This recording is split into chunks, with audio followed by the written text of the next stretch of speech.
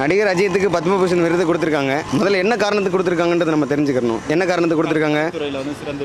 கலைத்துறையினா என்ன மாதிரி துறையில் விளங்கியிருக்காரு?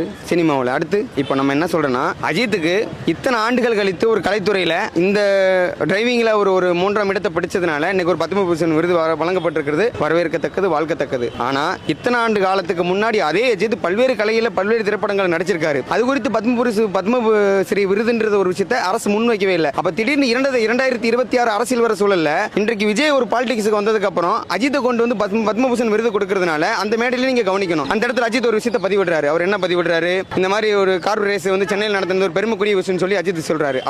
இப்போ ஆளும் கட்சிக்கு நிகராக ஒரு அரசியல் களத்திற்கு விஜய் என்ற ஒரு நபர் வந்து நிகராக நிற்கும் போது இந்த இடத்துல அஜித்துக்கு ஒரு பத்மபூஷன் விருது கொடுத்ததுனால அப்ப விஜய் ரசிகர் அஜித் ரசிகர் தமிழ்நாட்டில் ஒரு பாகுபாடா இருக்கு. அப்ப அஜித்தை கூட்டு வந்து இங்க பத்மஸ்ரீ விருது கொடுக்கறப்ப அப்ப விஜய் ரசிகர்கள் என்ன பண்ணுவாங்க? இப்போ திமுக ஏன் இந்த வேலை செய்யணும்? இப்போ ஆளும் கட்சிகள் ஏன் அந்த வேலை செய்யணும்? அப்போ ஒரு ஓட் பேங்க், ஒரு விஜய்க்குன்றது ஒரு ஓட் பேங்க் உருவாகிற நேரத்தில் நம்ம இந்த இடத்துல அடியாயிடக்கூடாதுன்றதுனால ஆளுங்கட்சி ஒரு பத்மஸ்ரீ விருதுன்றது கொடுக்குற இடத்துக்கு அஜித் நிகராக வச்சது. அதே அஜித் இன்னைக்கு இருக்கிற ஆளும் திமுகவை ஒரு ஆதரிச்சு பேசியிருக்காரு. சென்னைக்குள்ள இருக்கிற கார் ரேஸ் நடத்துறது ரொம்ப ஒரு முக்கியத்துவம் வாய்ந்தது, அதை வரவேற்கத்தக்கதுன்னு சொல்றாரு. அப்போ அஜித் இன்னைக்கு ஒரு ஆளும் கட்சி திமுகவை பேசும்போது விஜய் கிட்ட ஒரு பொலிட்டிக்கலா எந்திரிச்சு நிற்கும் போது இது எங்க நிகராக பேலன்ஸ் பண்ண வைக்கக்கூடியது யாரு? அப்போ இதுக்கான உள்நோக்கத்தை தான் நம்ம இருக்கணும். இது இளைஞர்கள் நாம், அரசியல் கற்றுகள் நாம், அரசியல் தெரிஞ்ச நாம் இது அரசியலா தான் யோசிக்கணுமே தவிர அஜித்துக்கு